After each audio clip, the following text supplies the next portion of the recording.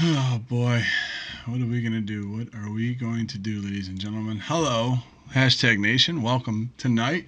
Daniel just asked me, he said, hey, you guys going live tonight? Like 2 seconds before I went live, so it was actually kind of funny. Uh, Jack Patrick, B Lightning, what's up, guys? So the Buffalo Bills, as all of you guys know, lost a very tough battle to the New England Patriots, 24-17. It was a game that seemed very winnable at the time. The Buffalo Bills had the lead in the third quarter for a little while. Mike Trotter, king of moral victories. You're not lying there, buddy. Sad day. Evan Anderson, sad day, but is still a year off from breaking the Pats dynasty. All right, I'm gonna get to all your guys' comments and everything. Trust process, Pieball, Nautica, yeah, still playoff bound. Like I said, we said it in the sportscaster chat earlier today, and also I'm broadcasting over on Sportscaster. So if you guys are over there, be sure to feel free to hit me with your questions and stuff. This game really it was more for moral victories with this game. When I was looking at it, I was thinking at it. You know what, the Patriots don't have to win. They're in. The one thing for the Patriots that they were playing for more than actually the Buffalo Bills were today, because if they were able to win today, they were able to clinch. They would have the tiebreaker with Kansas City, get a first round bye, rest up who they needed to rest up for 2 weeks, and they would be ready to go when the playoffs started. Um, uh, so I mean, in that respect, I think they had more to play for today than the Buffalo Bills. But the Buffalo Bills showed out. They did well. There was a lot of things that they did not do well, as we all know, and it just comes with the territory. There's a lot of things that were questionable that we're going to go over tonight as well. But first thing for the Punt Foundation, just want to let you guys know you guys have been awesome donating to the Punt Foundation. What we're doing. I got the winners in front of me. The winners for today were Evan Anderson and Matthias Walter. So Evan, I know you're in the chat. I saw you made a comment a little bit earlier. You are now the winner of a Harrison Phillips signed mini football, and Matthias Walter, you won the Andre Reed mini helmet. So congratulations to you guys for winning. Like I said, we still got 40 spots left. So if you want to go to htagsports.com and donate through PayPal, we also have Cash App and Venmo. You guys can do that. We have 40 spots left. We're almost there. We're $200 away from our goal of donating $2,000 to the Punt Foundation, Brian Mormon's foundation. So thanks, guys, for doing that. Yeah, man, this loss sucks. I mean, it really does. John Herring, why Foster over Duke? I mean, you know what? I have a group chat with a bunch of buddies, and they were like, it wouldn't have been great to have a tall wide receiver on that fourth down play, which it was high. It was very low percentage play anyway.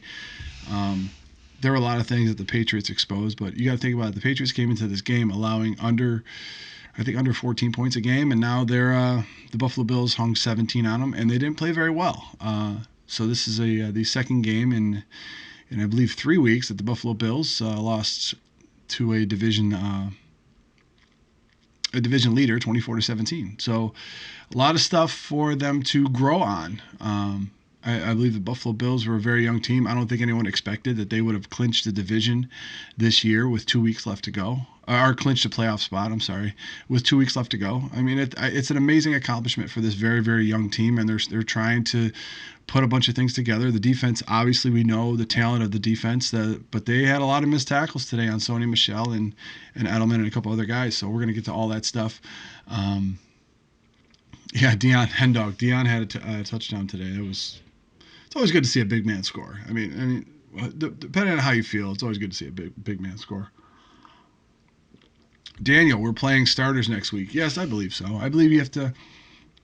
If you had a team that was well established like the Patriots, the defense and offense, and a lot of guys like that, I think you could rest guys. But the Buffalo Bills, they're still learning, especially on the offense. They have a lot of things to work out before they get to the playoffs. Still got to find a way to get that blitz. I mean, it's just tough. Chad Graziano, congrats, fellas, on winning. Hashtag you guys are awesome. Oh, thanks for being here every week. Yeah. It's tough. It is really tough because, you cheer for a team and you support a team so much. And when they lose, you kind of feel it a little bit. And because I don't believe, and I don't think I'm going out on a limb by saying this, there is no fan base that feels the wins and the losses more than the Buffalo Bills fan base, Bills Mafia. We follow this team through thick and thin, man, and that's what we do. So, and I'm glad you guys are rolling with us tonight.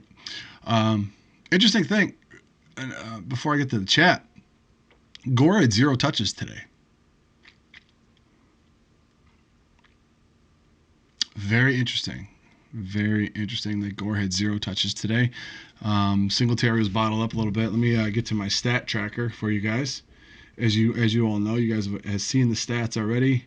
Singletary 15 carries for 46 yards and had 1 target out of the backfield. Cole Beasley 7 for 108. It was excellent. John Brown only had 1 catch.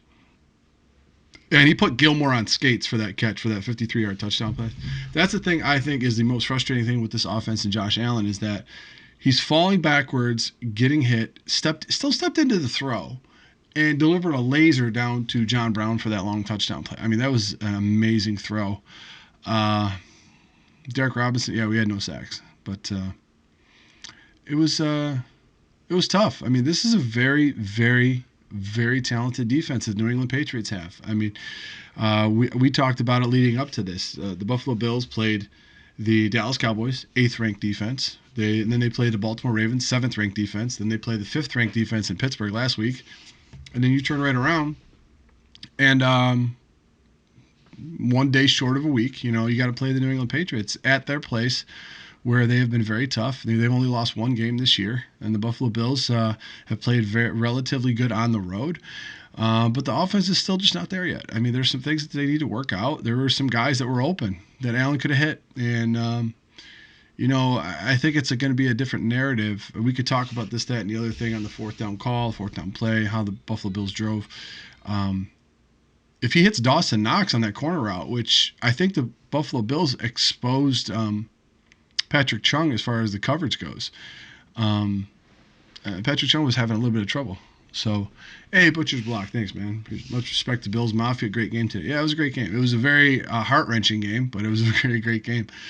So, but it was funny because I was watching the game with a buddy of mine, and we're talking about that 4th down call, which I didn't agree with, the Allen up the middle. I really didn't agree with that play call. But it was one of those things. They called it in the huddle. It was automatic 4th down. But if both of the guys are in the double A gap, it's one of those, you got to check out of that. Now, I want the narrative of this game. Just think of the narrative of how everything would have went tonight if Allen did not get that 1st down on that 4th down call and had the face mask on him. Just think of that for a second, because we could always just point to the rest for certain calls here and there. They actually did call some obvious pick plays by the Patriots today, which I thought was very surprising. But there were just some calls that were going on that were just kind of ridiculous. Ed put Brady into the dirt, Hendo. Yes, he did. Mike Trout, our D is not elite. I think they teeter on being elite. They had some trouble, but they're keeping this offense in a bunch of these games. I think they're a very, very talented defense. Daniel, where's Paul celebrating the Pats' victory? No, Paul actually has a gig tonight. Like he says many times, he's the songbird of his generation, so he's got a gig. So he told me, he says, you could take care of the nation for me tonight. So, John Roberts, refs lost us this game. There were some calls. There were some such questionable calls going on. Some holds that they didn't call, like some ticky-tack fouls. On the one drive, I think where the Patriots kicked a field goal, they called a hold on Levi Wallace or Trey White or whatever. And it was like, dude, these are 2 playoff teams. Let them play. Let them play. I don't even know. Does he play an instrument? Yes, I believe he plays the guitar. But it was yards after contact that killed us. John Roberts, 100% agree. There were some times where they had the right defensive play call, and they were going to try to knock him down, and it just didn't manifest, and they were able to slip out of there and gain some yardage as well. Pass interference was a joke, no question. Tackling was our kryptonite, hen dog. Yes, I do agree. They were having some trouble. They were having a lot of trouble today. I thought the defensive game plan was pretty solid for the Buffalo Bills, but you got to execute. It's not enough to just draw it up on the board and have the right play call. You got to execute, and you were confusing the Patriots most of the day. As everyone likes to call him, the GOAT. I mean, you were confusing him the majority of the day, and he had to lean on his running game and his 7-yard passing tree, and I just don't. It's hard for me to talk about a Patriots game, especially post game, because I'm not a big fan of Edelman. I just not. Just the way that he plays and everything. Just not a huge fan. Just not a huge fan of him. D.W. Cromartie. Buffalo needs a quarterback that can complete a forward pass. Yeah, he can. I mean, he has trouble. Yeah, he's the inconsistencies of Josh Allen, what he does. It's tough. It's tough for that to happen, and he needs to clean some of those things up. But it's his second year. He's still learning a new offense. He's still learning the speed of the game. Um, he does well when he tries to improv every once in a while. Some of those throws that he had today, man, I mean, the ones he completed, I don't know how he completed half of those passes, but I better get typing. I don't even know what's going on in the chat sometimes. All right, don't usually, but okay, when the Pats line up in that horseshoe, don't you usually blitz that? It was weird because the Patriots were coming out a little bit different look where they would have a split back behind Brady. And then they would have those guys go out to the wings trying to get a reaction from the outside linebackers. So if you want to spread them out like that, then the middle will be wide open. So that was one of the keys that they were doing. Patriots used a lot of motion tonight. They were motioning multiple guys in multiple formations to try to get the read on the defense because the Buffalo Bills have been very, very good at disguising things. If you want to look back to last year, now the Buffalo Bills defense, a majority of this core has played 31 straight games. So they have things figured out where they know guys are where they're going to be and how they're going to play certain things, so they can line up in different spots and give you a different look and see what happens. But Jack Patrick, you'd love Edelman if he was a Bill. I don't know if I would. That's just not me. I don't like Edelman. He just seems like a real dirty player. Like I was very curious about the Jordan Phillips unsportsmanlike call that they had at the goal line, and so they never showed it. But then Edelman catches the 2-point play and spikes it right at Micah Hyde. Like, are we going to... Okay, all right. I guess that's how they're going to play it. Daniel, Poyer has been struggling a lot lately. I think he has a little bit. He definitely supports a little bit better up in the run game, and that's why I think a lot of his strengths lie. We can go back to the Baltimore game where he let Hurst get by him. It was tough. John Herring, Milano had a bad game. I think Milano, he was missing a lot of tackles today, and I don't think that's par for the course for him. So I mean, I like Poyer and Milano, and I think they just had an off game today. Maybe the Patriots were spraying themselves with Pam before the game, their jerseys, so that was probably happened. Evan Anderson, Edelman or Landry, who runs you the wrong way more? Ooh. Hold on a second. I'll get with you in 1 second. I don't know. It's a tie. They're both awful. I hate them both. Seems like John Calvin. Seems like we ran too much on first down at times. Yeah, you want to try to keep the defense that you're playing a little bit more honest, and I think that's what the approach was in this game. They were going to try to establish a run. The New England Patriots were saying to themselves, "Listen, we've played, lights out the whole year defensively, so we're going to try to stop everything before it even starts." And one of the biggest things that was the spark plug, and it's been like that for a few years, is the run game for the Buffalo Bills. They were trying to stop Singletary first and foremost, and they were going to say, "Listen, let Josh Allen's arm beat us." So a lot of times that's what they would do. I mean, we've had LaShawn McCoy here playing against the Patriots, and that's the number one goal for the Patriots, to stop LaShawn McCoy. And in the past, it was, let's have Tyrod beat us, and he couldn't do it. So that's the thing. They try to shut down one facet of your game, and that's the one thing where the Buffalo Bills are doing. There's two facets of the New England Patriots offense that you have to look out for. It's those short timing patterns by Brady to Edelman and other guys, and then you have the run game. We said this morning, actually Paul said it, he said you were going to get a healthy dose of Rex Burkhead, and you did. But John Herring, I thought Dable got stubborn on the early down calls. Up the middle was not working. No, Danny Shelton was plugging the middle up like crazy today. Edelman was in the locker room getting injected with HGH. You can have your opinions on Edelman. I just don't like the guy. I thought it was very, very interesting of the league that you have a guy last year that gets suspended for the first 4 games, and then you give him the Super Bowl MVP. I mean, was it last year that he got it, or was it 2 years ago? I can't remember. It was the year that he got suspended. It might have been last year, and I can't remember. But I don't know how you do that. I don't know how you have that. The guy that gets suspended for violating something is your Super Bowl MVP. Okay. All right. I guess that's what it is. Yeah, it was last year. So, yeah, it's tough. Like, so here's the thing: the New England Patriots were able to run a couple screens successfully against the Buffalo Bills. One to Burkhead, which drove them down pretty deep. But if you think about it, the reason why those screens work is because Brady is a very stationary quarterback. So what you try to do is you try to get to him as fast as you can because he does have those quick timing throws. If you can't get to him, you try to get him off his spot. Now, that's the reason why those screens work is because you're pinning your ears back trying to come after Brady, and he just slips by a little bit and just dumps it off to his running back with the lineman. So that's why it works. The reason why it doesn't work very much for Allen is because he's such a mobile quarterback that when guys are rushing him, they have to be very conscious of his legs, and especially if they're in man and they're blitzing. That's one of the things you got to be very, very conscious of is Allen running on you. So if Allen is going to run on you, you're not really going full force 100 miles an hour at him. Now, the only guys that can really do that are the defensive tackles in the A gaps and the B gaps that are rushing right in his face. But the guys that are rushing on the outside are the guys that will kind of play their gap. They'll play their responsibility. They won't rush the passer as hard. So if you transition that to trying to throw a screen on that, those guys aren't coming very hard anyway.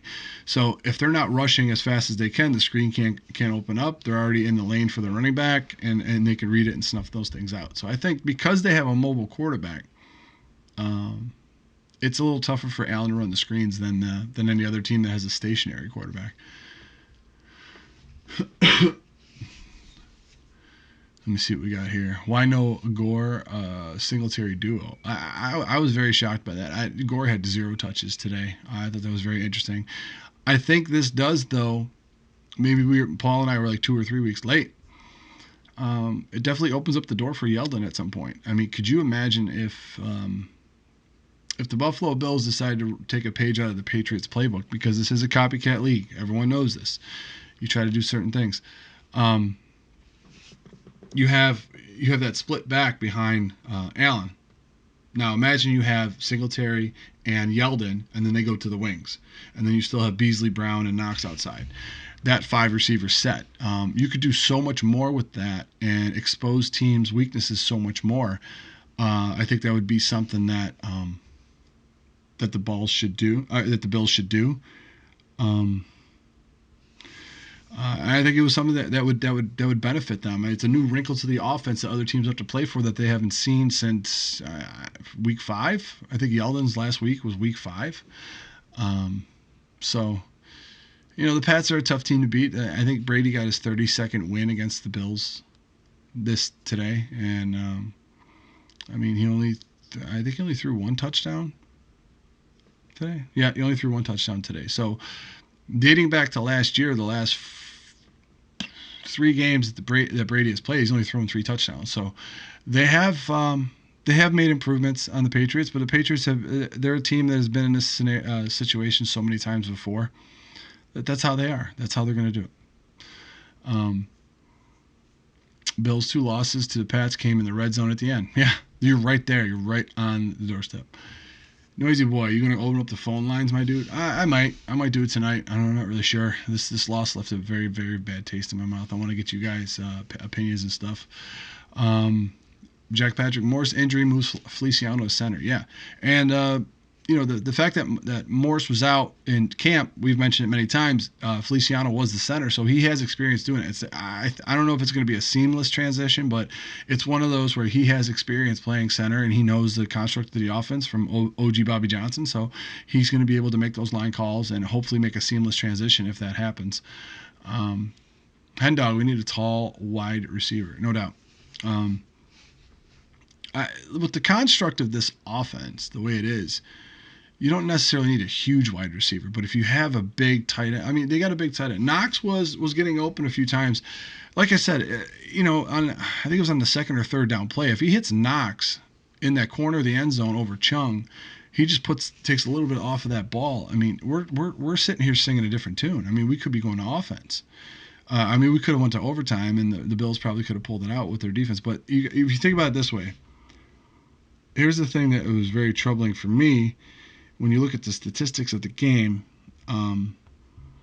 obviously Allen 13 for 26, 50%, not good. He didn't throw a pick. Bills didn't turn the ball over, which I think was key. You have to prove that you cannot turn the ball over against this defense, as tough as it is. Bills only managed 14 first downs, 2 of 11 on third down, which is not good at all. You gave the Patriots 50% on. They had 23 first downs and they had 50% on third down. But the Patriots held the ball for 38 and a half minutes. That was the more telling stat of everything in the game, because this is what the Patriots wanted to do, was they wanted to limit how many times the Buffalo Bills had the ball. Think about that for a second. They wanted to try to gas that defense. They know that the strength of the Buffalo Bills is their defense. They were going to try to wear them down and have them, the Patriots were going to try to win the game out in the fourth quarter, which they did, because they were able to gas the Bills defense out. John Herring could not get off the field on third down. No doubt. 2 words for you: Chase Claypool. Yeah. I think it would definitely add a new element to the offense that's not there. A lot of these timing routes and everything that's going on. But I think with the maturation of Josh Allen and what he's doing, you may not need to spend a high pick, which will more than likely be in the 20s, on a wideout. I know a lot of people disagree with that fact, that they need a wideout right now. They need a tall guy. If Allen starts hitting some of these guys that are open, and instead of missing them, which he does, and we've seen the tapes. You guys, I haven't done a Friday film room in a while, but the tapes that we have seen, he does miss guys that are not.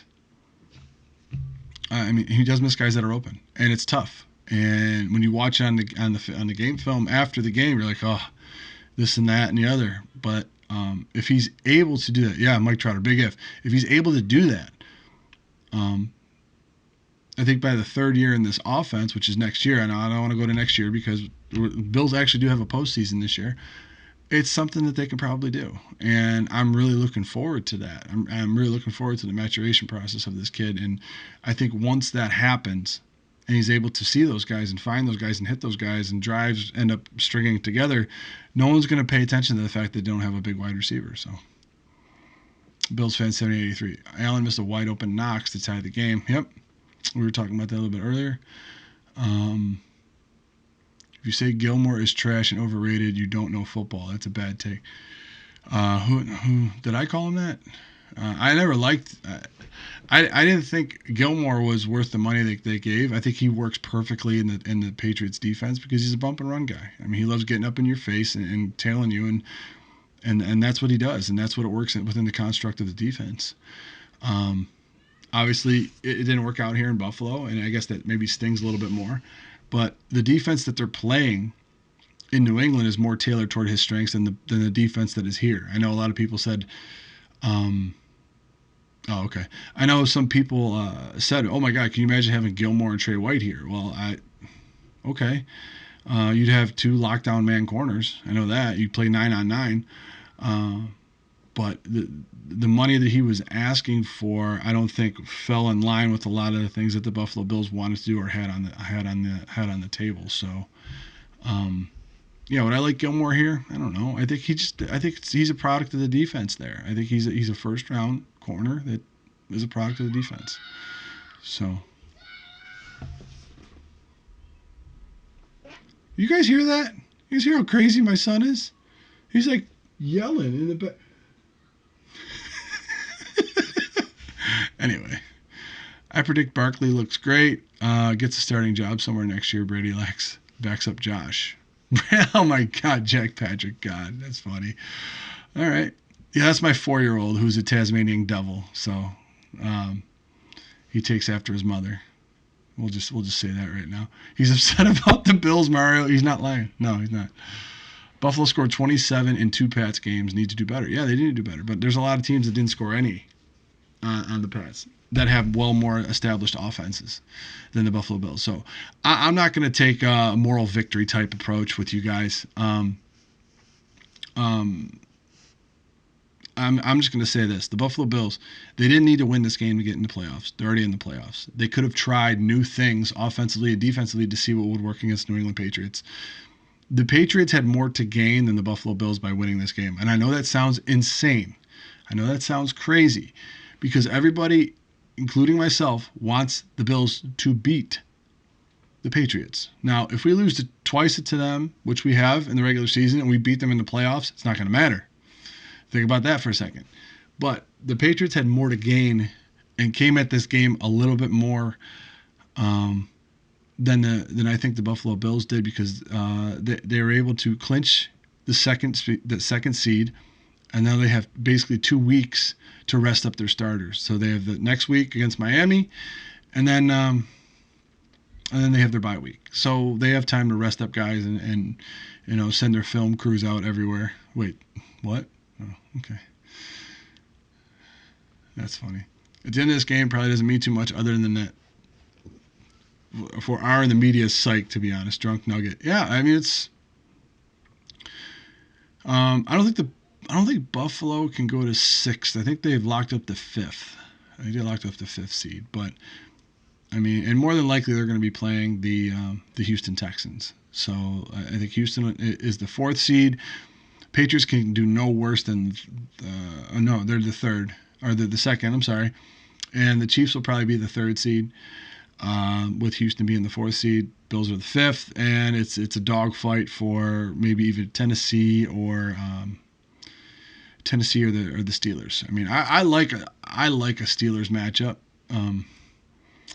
but if the Buffalo Bills were to get by Houston and then Kansas City beats Pittsburgh in the playoff scenarios, if I'm doing that right, then Kansas City would then play New England, and the Bills would play at Baltimore. So,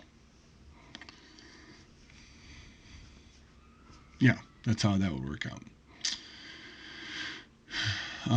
We have a tough schedule next year. 9-7 wouldn't shock me either. Yeah, it'd be crazy. Go KC so we can play Houston. Yeah, that'd be great. It'd be tough. We won 2 out of 3 primetime games. That's a victory in itself. Yeah, I think it was weird because I had trouble listening to, I'm going to be honest with you guys, I had trouble listening to Kurt Warner for the broadcast because it seemed like he was so much more on the Patriots side. If the Bills did something that counteracted, it was because the Patriots missed something. It wasn't because of what the Bills did. It was because what the Patriots missed. And I don't like that part. You got to try to be as objective as possible. And it didn't seem like he was giving very much credit to the Buffalo Bills because you know what? Nobody has seen them. There's only been 3 primetime games for the Bills. They play at 1 o'clock all year. Prior to that, no one sees them. They saw them on Thanksgiving. They're like, whoa, let's pay attention to this team. And then they see them against Baltimore. It was a 1 o'clock game, I know. But then they see them play a very, big dogfight against Pittsburgh. Now they see them play tonight. So, not many people know about it. I mean, there's probably, how many people we got in the chat right now? Let me take a look at this. We got 70 people in the chat right now. I mean, there's probably like 70 more people in this chat that know more about the Bills than the national media. So, I mean, I'm willing to put my money on that one.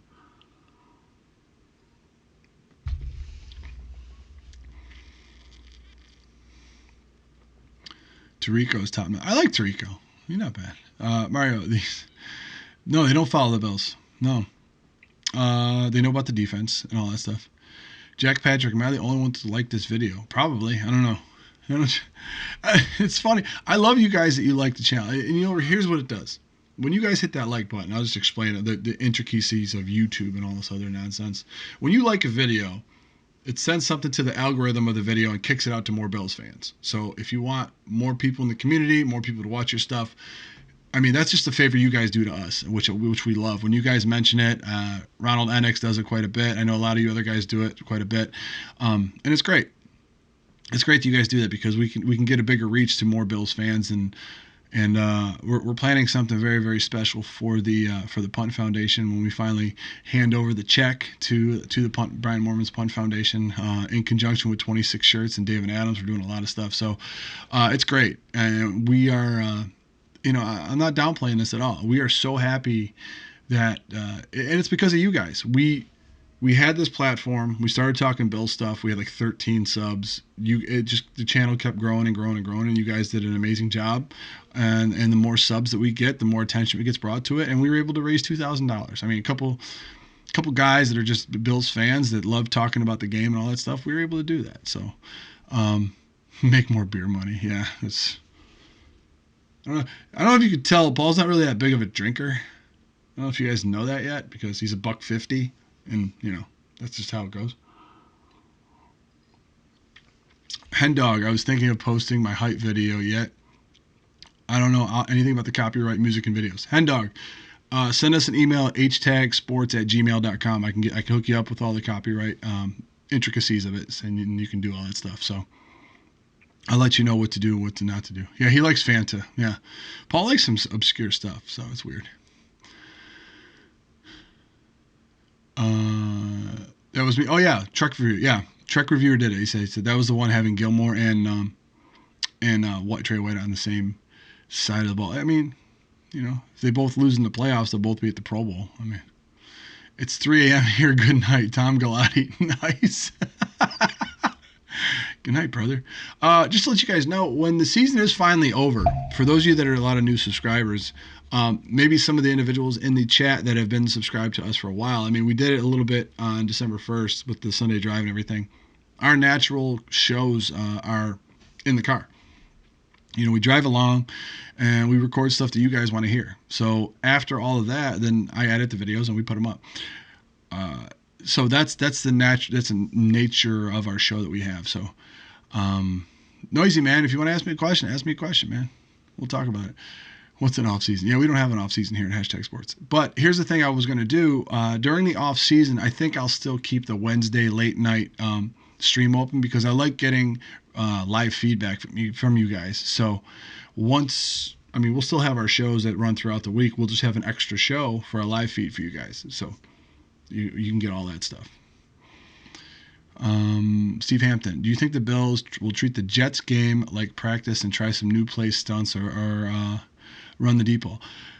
They might. They really have nothing to lose. Just like in this game, they really didn't have a lot to lose in this game because they've already had their playoff position locked up. So as far as that goes, they can run a new different thing. I wouldn't be surprised if Duke Williams was activated, TJ Yeldon, maybe a couple linemen that they were going to activate to try them out and see what was going on. I would not be against that at all. However, I think the offense, for the most part, will stay intact in what they're trying to do because they're still trying to develop some cohesiveness on that line with the receivers and the timing. So as far as that goes, I could see it. But the defense, you may see some new faces over on the defense. They're still going to try to do what they need to do. Noisy Boy, what do you think of our O-line? They played subpar today. They did not play very well. But you know what though? No one has played well against this defense that the New England Patriots have played all year. I mean, you would think that playing against Dallas, playing against the Ravens, playing against the Steelers. Now you're playing against this is the gauntlet that we were talking about earlier in the year that was going on with the Buffalo Bills. Now they've ran through the gauntlet. They have the Jets left, and then they're going to go to the playoffs. So in that respect, they've seen the toughest competition that they're going to see. So they know that it can't get much worse as far as what they're going to have to defend against being an offensive line and all this other stuff. Now, they're an offensive line of 5 new starters that were all thrown together. You have a rookie right tackle. Now, depending on Ty Nsekhe's injury, what's going on with that, I don't know. But then now you got Morris go down. Okay, you bring Long in. This is the reason why you signed Long is because, you need a guard in there. Now, if Nsekhe's good to go, maybe you try him out against the Jets, see how he does. Then you can bump Ford down, and you leave Feliciano at center. I think that's a very formidable right side of your line. I think that would work. So it just depends on injury, guys recovering from injury, and how much the cohesiveness of the offense is. Richard Forbes, hey Mario, I keep seeing your guy Trent Murphy holding down the edge. I love me some Trent Murphy. So Feliciano along with reps. Yep. Yes, they do. Also, I'm glad Dawkins wasn't at the bottom of Lake Erie for this game. Paul Berg will get in and want to do that. Someone had a comment earlier. Evan Anderson, do you just go for a Sunday drive to record your episodes, or are you actually driving somewhere? No, we have a route that because we've done it for over almost 2 years now. So we just have a route that we drive that times up very nicely for all of our episodes, and I cut them all up at the end, and away we go. So it's actually, I pick up Paul, we drive to Tim Hortons, we drive around a little bit, Western New York, and then I drop him back off, and then I kick him out of the car. So that's how it works.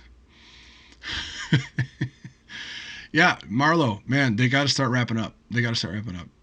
Edmonds looked lost at times today. That, the one fake that they had where he threw it over his head to Burkhead, that was all Edmonds. I know what play you guys are talking about. They were going from right to left end of your screen, and he just pumped it over his head, and he ended up getting a first down. That was a tough one. Star was on the sideline counting $100 bills. Yeah, I didn't see much about him. Didn't see much of him today. Yeah, Paul Burke. Yeah, did you like that? I love how the stat said when a receiver's in his area. So does that mean when he gets burnt, the receiver's no longer in his area, it doesn't count against him? That's a very skewed stat. Yep. I don't know. Gotta say, I've taken that ride several times myself, Mr. Forbes. Yeah, man. Paul didn't want me to let the cat out of the bag, but I'm going to do it now. We're going to have a contest once the season's over, probably around February or March. Because like I said, we got some nice planned things for you guys. And just another reminder for the giveaway today. Like I said, we got 40 spots left for the Jets game. Please get all that stuff in. So you guys haven't donated, please donate. You can donate through the Super Chat tonight if you guys want as well. I'll write your name down and Paul will put it in and you'll have your squares. For the squares for the New England Patriots Bills game, a Harrison Phillips mini football went to Evan Anderson, and the Andre Reed mini helmet went to Matthias Walter. So the two winners for tonight, that's what it was going to be. Labatt's Martin? No, I'm not drinking Labatt's. It's a Bud Light Lime glass, but I got Miller High Life in here. I'm trying to clear out the fridge, so I just try to put whatever liquids I have in my body at this point.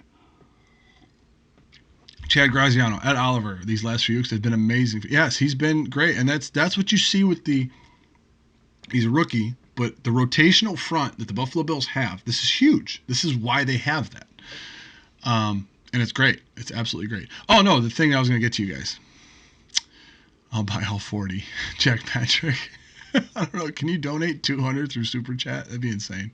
Like Andrew did against the game. In the Pittsburgh game. So here's the thing. Around February or March, we're going to have a giveaway. We're going to have a special thing. You guys don't have to donate anything. Don't worry. It's completely free, obviously. We're going to have a contest. And the winner of that contest becomes a passenger in the Sunday drive. So what we're going to do is we're going to work out the logistics and everything, how that works out. So whoever wins, Paul and I will come to your house, and we're going to pick you up. And we're going to drive around, and we're going to film episodes talking about the Bills with you guys in the car. And I'm going to have the camera crew and everything set up by that point. We're going to have a bunch of stuff. So, yeah, that's the thing we're planning on doing that around February or March. So it might extend into April depending on how the contest goes, but that's what we're going to do. Pick me up in Indy, Mario. Obviously, it has to be kind of a local thing. That was very tough.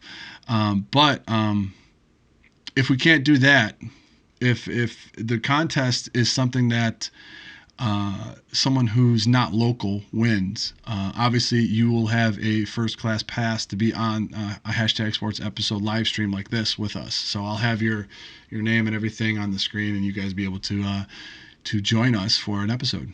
So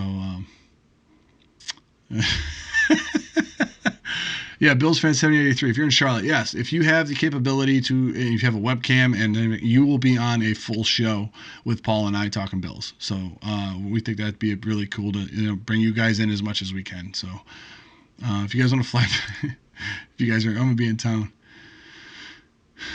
Tim Ellington, it's not intentional grounding if there's a receiver in the stadium when Brady throws the ball. True. I was wondering that myself. I had the picture. Someone sent me the photo of it. How bad it was. I wish I could put it on the screen now, but I can't. But But yeah, it was bad. It was so horrible. And James Passon, why did we let Edelman beat us? Wouldn't we double him? Yeah, when he broke open over the middle, I was wondering where everyone was. I didn't understand it. I really didn't understand it. And as far as the intentional grounding on Brady, I didn't see anybody in the area. So he comes at it like this. I can just throw the ball away. And they flashed a stat after that he has 39 passes that he's thrown away this year, which is most in the NFL. Well, it's not a pass you throw away if it's grounding, which just goes to tell you that of those 39 that he's thrown away, how many of those could have been called for grounding? Oh, yeah, Brian Edgar. I watched the clock keep running when the Bills called timeout. Yeah, right around 3 minutes. It just kept running. I'm like, what the heck's going on? And then, obviously, they said, reset the play clock to 4:20. I'm like, oh, great. Everyone's going to get a kick out of this one. Man coverage with Trayon Edelman. I think they were putting him on Harry most of the time. Because Trey does do very, very well with those big physical corners, and a lot of the speed guys he doesn't do very well. You had Teron Johnson out there. Maybe that was one of the things that the Buffalo Bills were trying today. They were trying to see how he was on manning up against.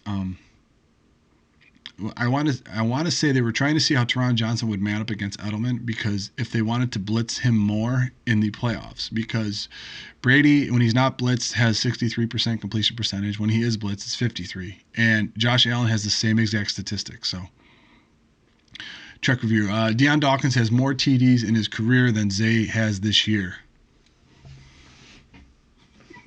That's pretty hysterical.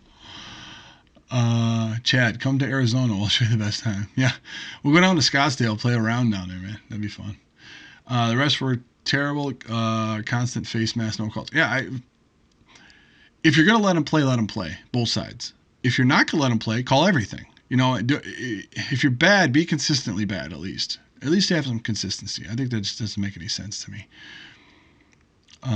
Josh never gets called for grounding because he always takes the sack instead. Yeah, there were some plays he could have, but you know what though? They did a really good job of keeping him in the pocket, and that's what was the game plan was. You can't let him get outside of you. The times he got outside, he did very well with his legs, especially on the run throwing. He was crazy today.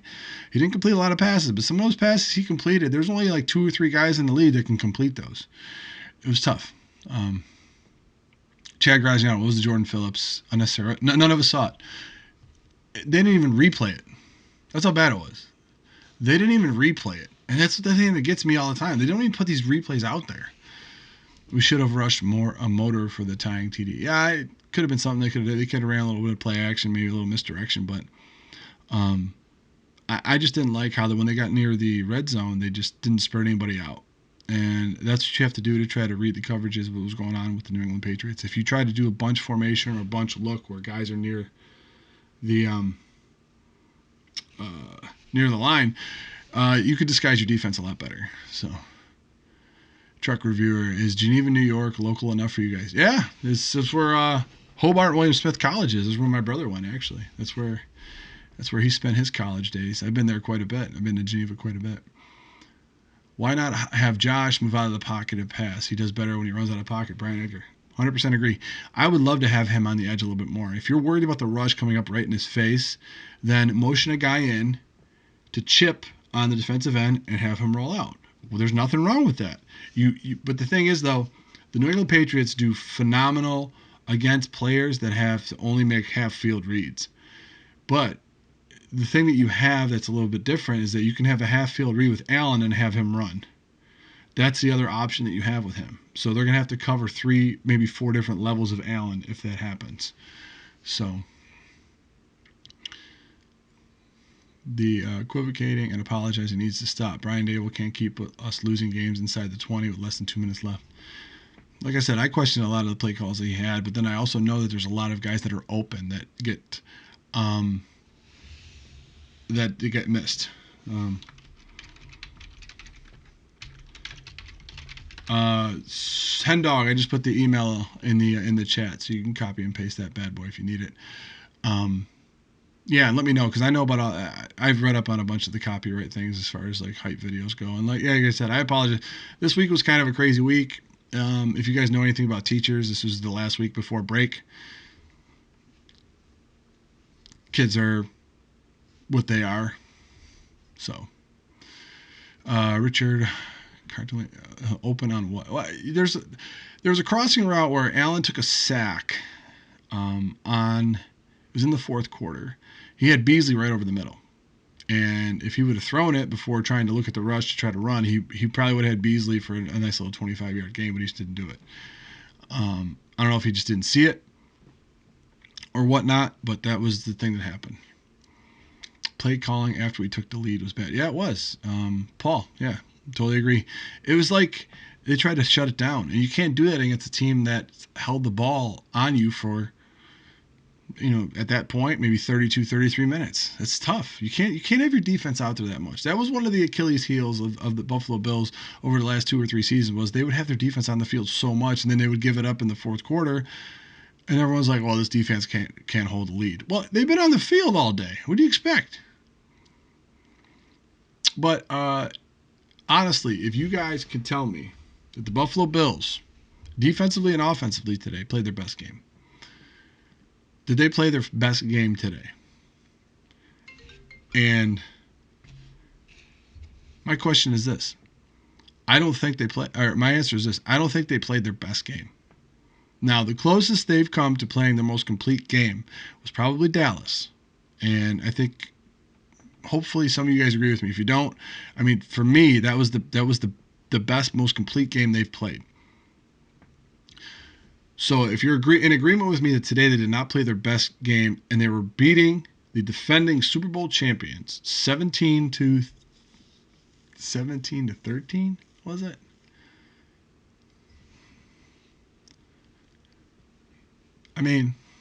No. If they could put together their most complete game, they're gonna shock some teams in the playoffs, handedly. If they could, both sides of the ball can play the way they play. Now, obviously, special teams has to take account into that as well.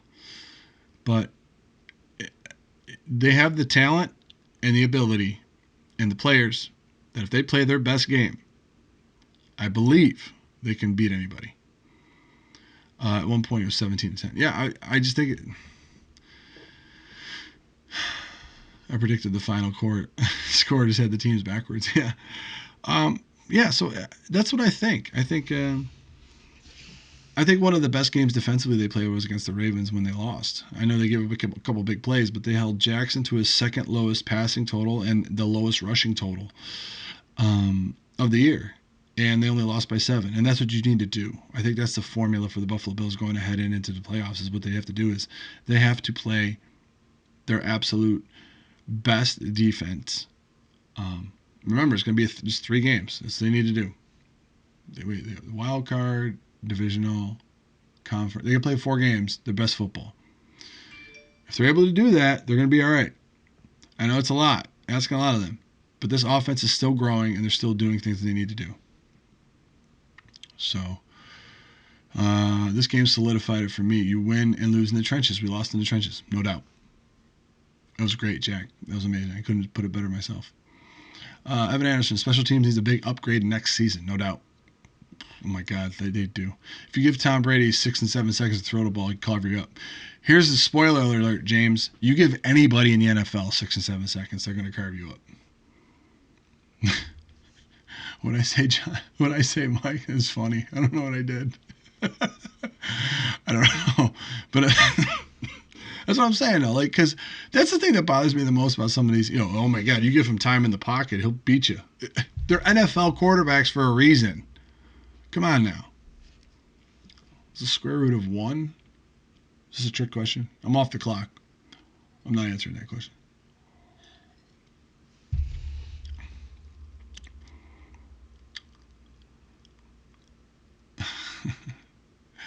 We had no pressure today at all. Rock. No, they didn't. It was too infrequent, some of the pressure that they had. All right, Hen Dog, thanks for the email, bud. Our QB wouldn't carve up anyone with 7 seconds. Really? You don't think so? I think at 5 seconds he would start running. And then he would start carving people up.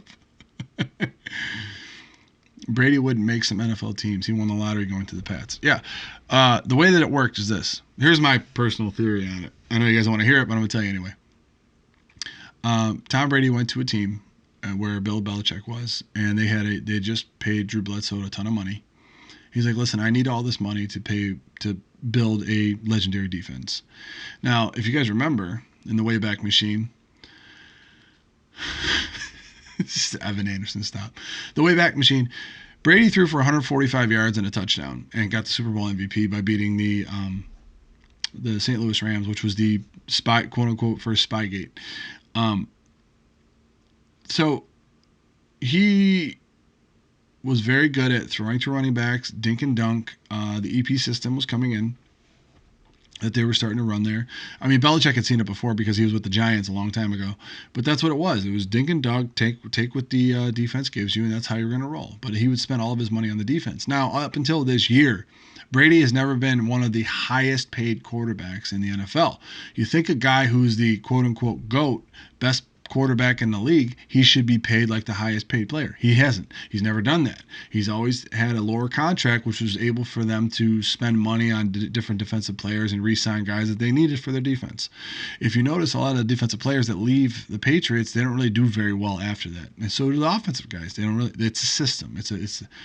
Brady is the quintessential game manager, and that's what it is. He fell into a beautiful system over there. So that being said, he has mastered that system. He's a very, very intelligent quarterback, and he knows the answers to the test when you blitz him. But because of the physical limitations he has at his current age, he can't do a lot of the things that he. I mean, there weren't a lot of deep balls he was throwing today because he can't really throw them anymore. But he gets an hour and a half to throw the ball. I mean, it's not rocket science what's going on with him there. Mario's off the clock until New Year's Day. I'm even off the clock New Year's Day. Come on now. Oh, man.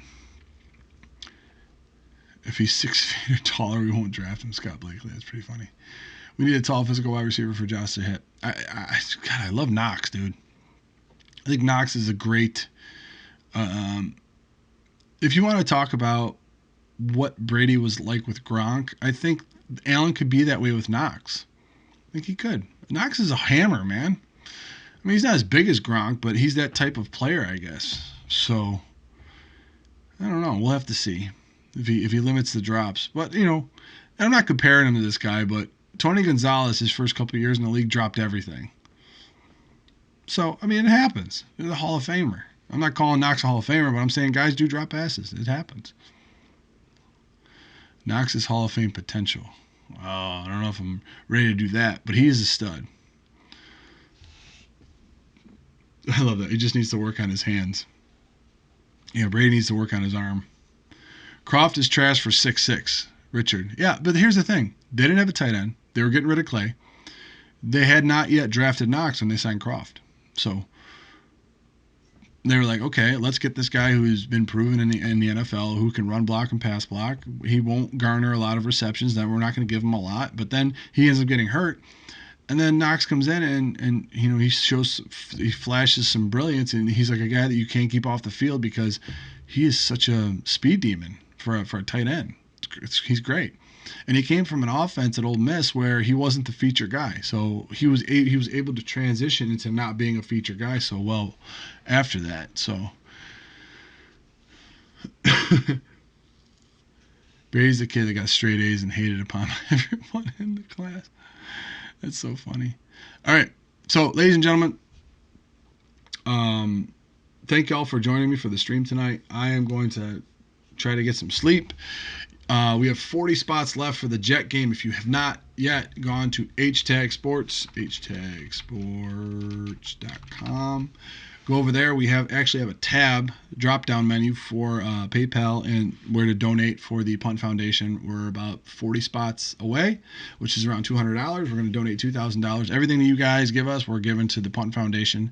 We're working in conjunction with 26 Shirts and David Adams Card World, so we'll be doing that. As far as this week goes, I'm going to try to put out, I had a lot of time in my hands, I'm going to try to put out a hype video for the Jets or the playoffs or all this other stuff. But, yeah, I mean, the Bills lose to the New England Patriots 24-17, a game that, they could have won. I think they could have won. And that's why I think a lot of us are upset, because they have such the potential to win.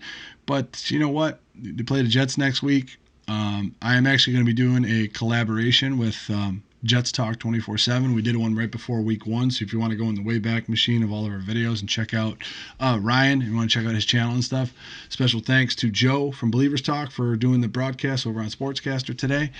And Mark C., thank you very much, sir. Bills fan, appreciate you guys as always. Hashtag Nation, you guys are the best. Thank you for riding with us, and we're out.